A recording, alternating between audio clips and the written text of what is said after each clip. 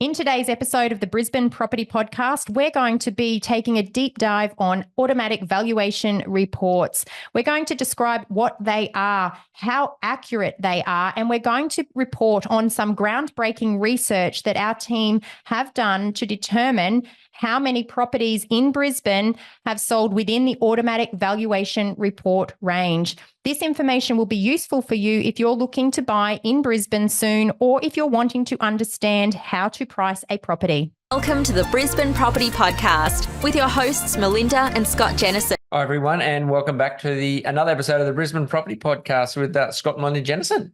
Yes, welcome back, everybody. Today's episode is going to be another fantastic episode where we've compiled information from our own in-house research team to share with you.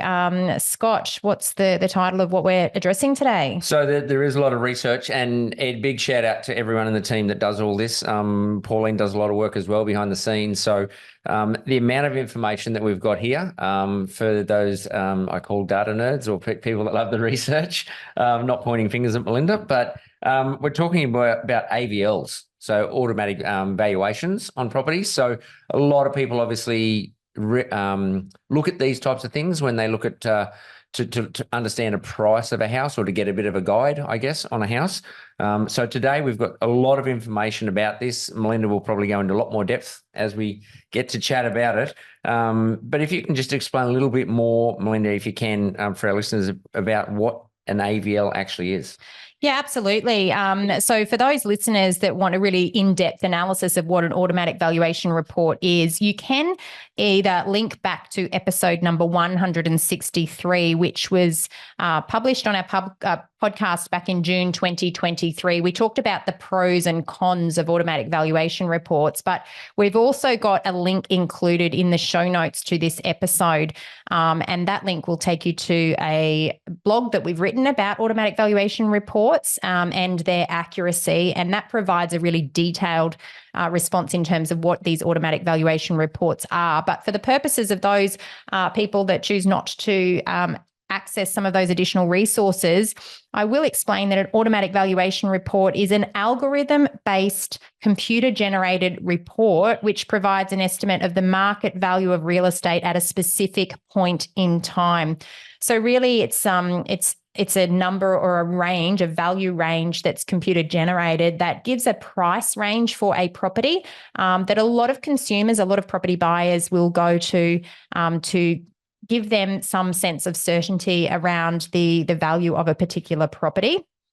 Now, for those consumers in the market who have looked at some of these automatic valuation reports in the past, you may have visited websites that include websites such as onthehouse.com.au or propertyvalue.com.au. These sorts of websites will provide you with a range. Even realestate.com.au can provide an estimated value range for a property. So when you are seeing any websites that you can type in an address to get an estimated value range for a property, those sorts of websites are using the algorithm-based computer-generated reports or automatic valuation reports.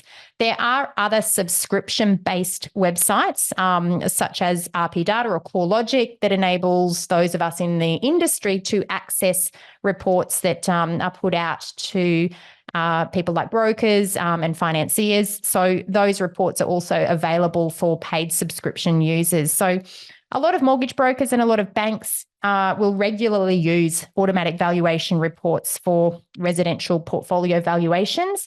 So that gives you an explanation of what they actually are. Now, in simple terms for our listeners, if somebody's looking for a property and they set up a search in realestate.com, for example, and they put that their top budget is, let's say, $1 million, does that have anything to do with AVLs? Obviously, if someone's looking for a house, say $1 million, and they put their maximum budget is this, and it will obviously give them the properties that come up on realestate.com should stop around that level. Has that got anything to do with an AVL? Good question, and the answer is no. So the way a property search or a property may be filtered in a property search platform like realestate.com.au or domain.com.au is that the sales agent will be providing a filter for the price range in the back end when they list that property for sale. That's generally not going to necessarily align with an automatic valuation report at all. So these are two very different things, and that's probably a topic to address at another time. Yep. So no, that's not what these are referring to. These are those algorithm-based computer-generated valuation ranges that people can access when they're looking at a particular property. So I guess in a simple question then, how accurate are AVLs? That's a really interesting question because with the information that we have compiled through our in-house research team, and I'll explain what we've done, I think that's probably an interesting first step. So about 7 to 8 weeks ago, we actually collected the property addresses of all properties that were currently listed for sale that we're going to auction within the next 2 weekends. So we collated all of that information in-house. We then had Pauline, who works with us, to collect the automatic valuation report information from CoreLogic, which is the paid subscription that our team have through RP Data. Now, that paid subscription provides an automatic valuation report for every property. So we search the address and it provides us with an estimated CoreLogic value, as well as a low end of the range and a high end of the range. So really, we're going to get a range. For example, the property's estimated value by CoreLogic might be $1,220,000. The low end of the range, $1,080,000, and the top end of the range, $1,340,000. And those figures have just been quoted based on the first property that's in the research report that we've put together. Then 7 to 8 weeks later, we went back through and tracked the actual sale price for those properties. So we knew that those properties had sold. We also were able to track the settled sale value. And then we could actually go back retrospectively to determine whether the sale price was close to the estimated value, was within the range between the low end and the high end. And if it fell outside of that range, was it higher than the estimated range or lower than the estimated range? And then we were also able to extrapolate some of the reasons around why we saw some outliers within the data. So this is really useful information. And of course, as buyer's agents, this is the sort of information that helps us to educate our buyers when we're partnering with them to determine, where we can rely on this sort of information and when we can't rely on this information, because there's so much information in that AI space. There's so much data available that more and more people are turning to data and AI to help them with some decisions in life. So we really wanted to unpack the accuracy in what we've done. And also when people look at, say, for example, like you've talked about here, the actual sold price, when you're looking at a property, that data is lagging as well. So that data is also old, 30, 60, 90 days, depending on the settlement side of things. So you've got to understand that data that we've actually used in our reports here, it is older data, so it's lagging as well. Yeah, and one thing I also want to say is that subsequent to a property selling, all of those automatic valuation ranges will adjust. They will change based on the sale price that's actually achieved for that particular property. So this is why the information that we collected had to be collected prior to the property selling, so that we were capturing the estimated value at a time where the actual sale price was not going to influence that value range. And this is why it's really important that we had that time lag between when we collected the initial AVL data and when we then collected the sale value for that particular property. So we started with a larger sample size. Not every property that we originally were tracking eventuated in a sale, but we ended up with 35 properties throughout Brisbane that we continued to track, and we also got the actual sold value. Whilst this sample size is not large, it is large enough to extrapolate information for us to share with you in this podcast, and that's what we're about to do today. So as a bit of a summary then for what we're going to talk about, and Melinda will being a data heavy person, I'll say, it's probably a nice way to put it. As we get into this, as Melinda said, we've got a list of properties. We had a look at what the low, the estimate, and the high is. We've actually captured the sold price. What sort of difference? Can you give us a quick summary before you jump into everything? What sort of range did we get that was actually out of the range? Really good question. So in terms of the accuracy of these automatic valuation reports, we found that within our sample, 60% of the properties actually sold within the range between the lowest end and the top end of the range as reported by CoreLogic, 60%. What's more alarming for us is that 40% of those properties that we were tracking actually sold either above or below the range that was estimated by the automatic valuation reports. So 40% gross inaccuracy based on that total range. Now, if I was to actually give you some more specific examples, we had some properties where the inaccuracy between the estimated value and the eventual sale price was approaching $2 million at the top end. And in other cases, we had accuracy that was as close as $5,000, or in fact, we had a property selling for exactly the same amount as was estimated. So that gives you some scope in terms of, the fact that it's very property dependent, and that's what we're going to be talking about today. Just on that range, I'm not sure if you did touch on it earlier. I know we talked about the initial range. Is that a set range? So is there a $200,000 buffer? Is it we've got a bottom line here and we've got a higher price here? Does that move around, and is it different, or is it set at a certain number? It does vary. So the actual range above and below will vary depending on the property itself. And in fact, we've got some examples where a property that we tracked in New Farm had a low end range of $3,040,000 and a top end value range of $4,570,000. So that's quite a large differential between the lower end and the top end for that particular property. Now, the property, once it's sold, actually sold for $4 million. So it was within the range, but it is a very big difference between, like, the range itself was $1,530,000. So that's actually quite large when it comes to understanding, what you should be paying as a consumer. Another example of a range for another property we were tracking in Carindale, the bottom end of the range was $1,110,000 and the top end of the range was $1,270,000. So for that particular property, the range was much, much narrower at $160,000. So again, you've got some properties with a value range of $1.5 million between the top end and the bottom end of an automatic valuation report, and other properties with a range of $160,000 between the bottom and top end.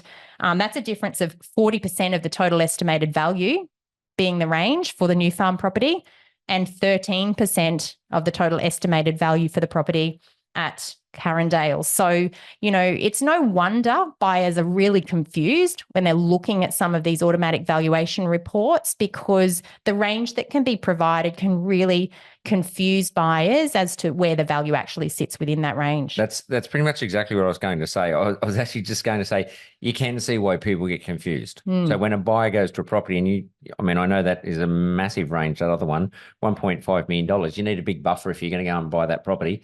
And if you work on the low, you need another $1 million compared to where you were, whereas some are a little bit more accurate. So this, you can understand why this information and understanding these AVLs compared to what we do when we do our CMAs, so when we compare actual properties, which we can touch on a little bit, you can see how confused some buyers would actually be as well. Scott, you mentioned the term CMA. What is that, just to explain to our listeners? So what we do in-house when we look at a property, we do a comparative market analysis. Okay, so we will look at properties in the area, and we compare the properties as well. So we'll look at the size of the land, we'll look at the finishes on the house, how many bedrooms, how many bathrooms, how many garages. We break it down to try and get an actual comparison.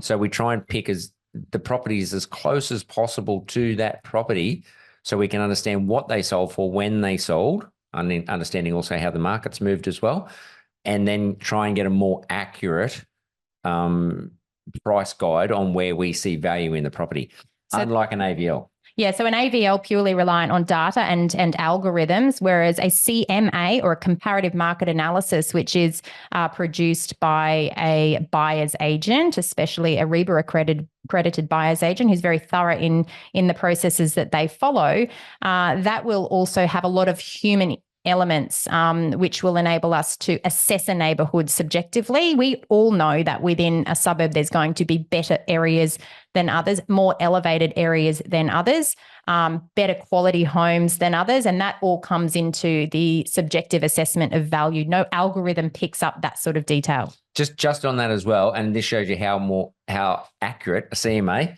can be, is that we can actually do a CMA on a property without seeing the property, but it's subject to us doing an inspection. So when we actually go and inspect the property, that could change. We could turn up and say, oh, this is not at the standard we actually thought it was.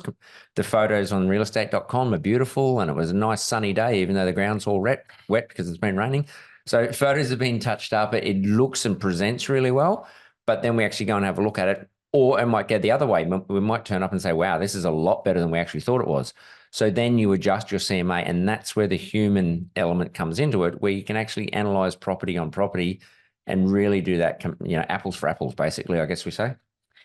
So I'd now like to just talk about within our data set, how many properties sold over the top end of the estimated value range from those AVLs, because this is quite alarming. Now, if you are a regular podcast listener, you will know how aggressively the Brisbane market has been growing again over the last 12 months. So because of the month-on-month and the quarter-on-quarter price growth that we have been experiencing, we have consistently been seeing that some properties are selling at the top end of our comparative market analysis, or sometimes even over, based on the current demand in the market.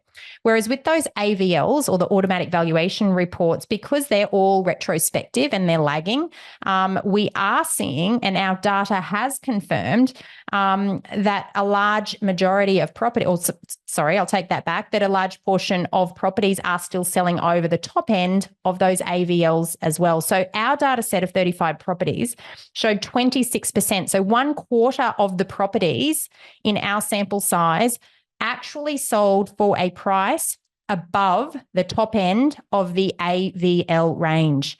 Now, that's huge, because I know myself that we have a lot of clients that will receive our comparative market analysis, and they will say to us, we've looked up the value online and it shows this range, whereas your reports come in a little bit higher. Can you explain? And it's very easy for us to explain, because we are looking at current data, we are understanding the neighbourhood, we are looking at the quality and comparing the quality, whereas the AVLs are not understanding those sorts of elements. So it's a big concern that in our small data set for this particular study, 26% of the properties still sold over the top end of the valuation range that was estimated by CoreLogic.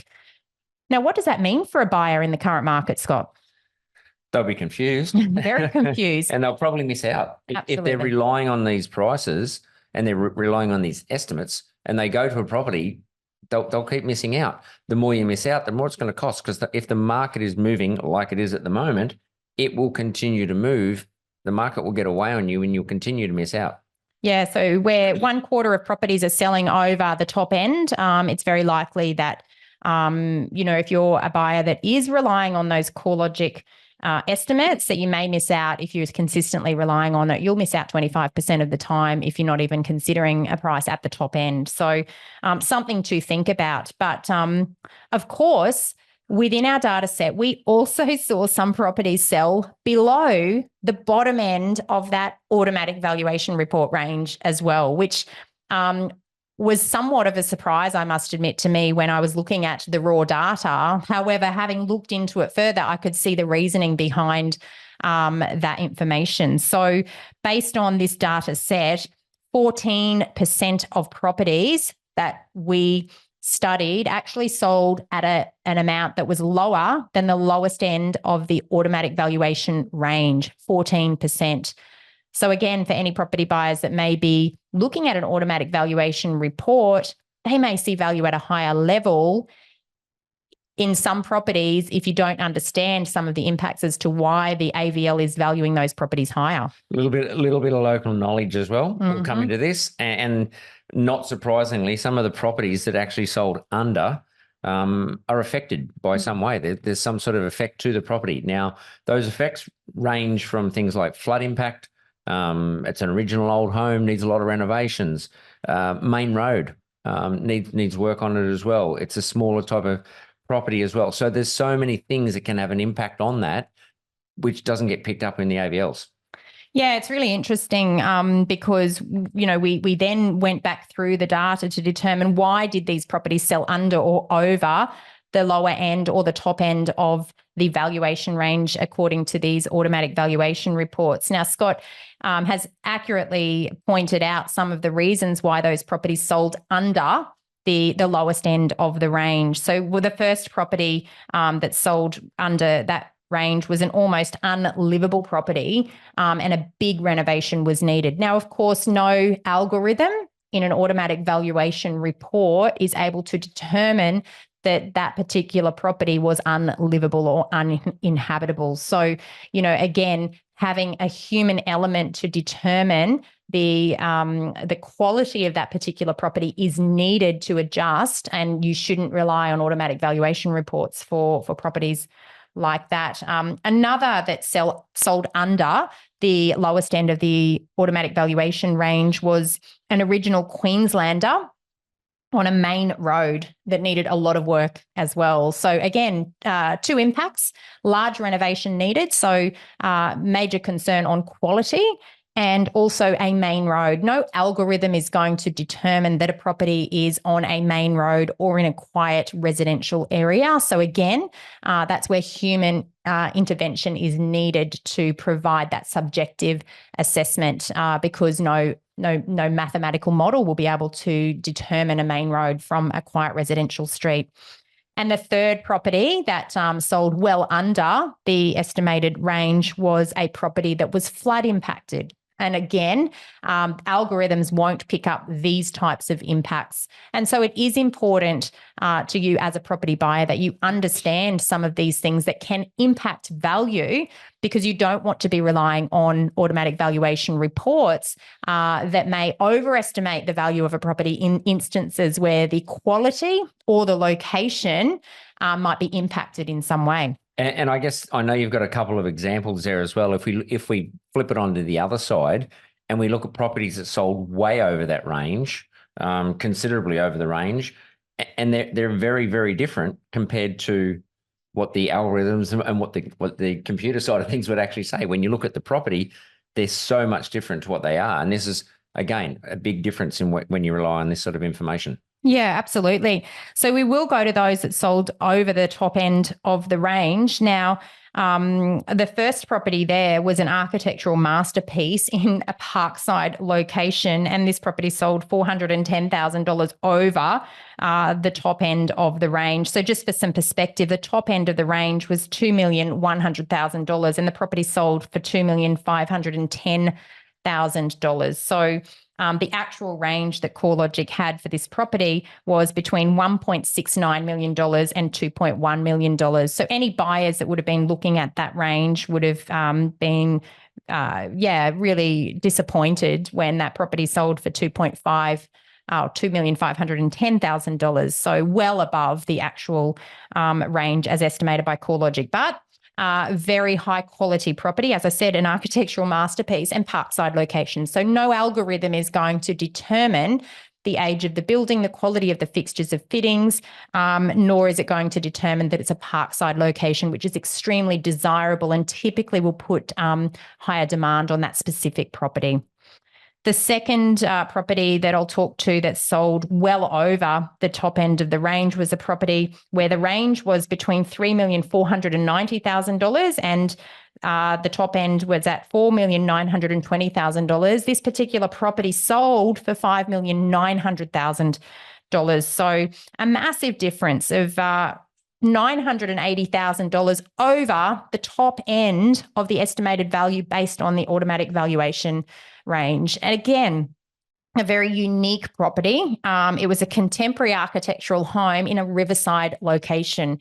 So again, no algorithm is going to be able to determine the additional value that the architectural design will bring, that the quality fixtures and fittings will bring, or the fact that it's a riverside residence. And these are the sorts of things that are important for buyers to understand when they're assessing value. So I think if you went to the auction at that property and you had the estimate of the middle range of the 4.2 mil, I think the paddle might have gone back into your pocket pretty quick because you would have run out of money very, very quick. So there's a lot of information when we talk about AVLs, CMAs, all those types of things. Hopefully we've explained it for everyone when we just throw these letters in.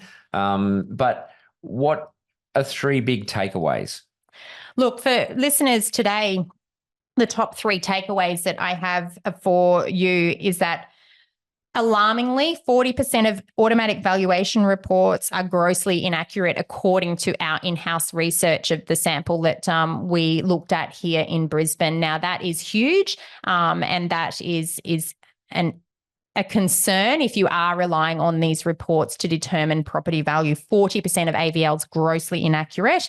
I'll also say that automatic valuation reports do not consider the quality of a home, the location of a home, or any impacts on that home. So if you are looking for a property that's not a run-of-the-mill property in an area, it is so important that you understand comparable properties that have sold more so than relying on those automatic valuation reports.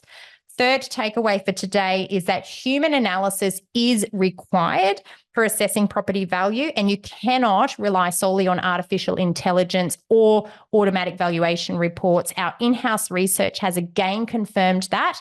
And if you refer to the blog in the show notes provided, the link is in the show notes, you will also see other research that's been conducted in the past around the accuracy and the validity of these automatic valuation reports. They have a place in providing a quick snapshot view, but it is so important that consumers don't rely on them as hearsay for reporting property values. Yeah, definitely. I do apologise for everyone. I didn't get a weather update in the report today, but it's beautiful up here in Brisbane. It's a bit of a fresh change overnight. It was a bit of a cool swim this morning when I went for my morning swim, but it's still beautiful sunny days up here in Brizzy, so I thought I'd sneak that in towards the end of it. A lot of information. Thanks everyone behind the scenes that does all of this research, Pauline and all our in-house research team. There's a lot of info there for people. As Melinda said, just be aware of what you're looking at. I think if you need help, reach out to someone that can help you with a bit more accurate information, help you with the process of buying property, whether it's investment or a home. As usual, I will let Melinda wrap it up and talk again next week. Thanks very much for listening. And bye for now. Thank you once again for joining us on the Brisbane Property Podcast. As always, if you have enjoyed this episode, we encourage you to leave us a review, but also share this episode with friends and family, especially those that are looking to purchase a property and that they may be looking at those automatic valuation reports. As always, we do hope you have enjoyed this episode. We look forward to speaking to you again next week. Bye for now.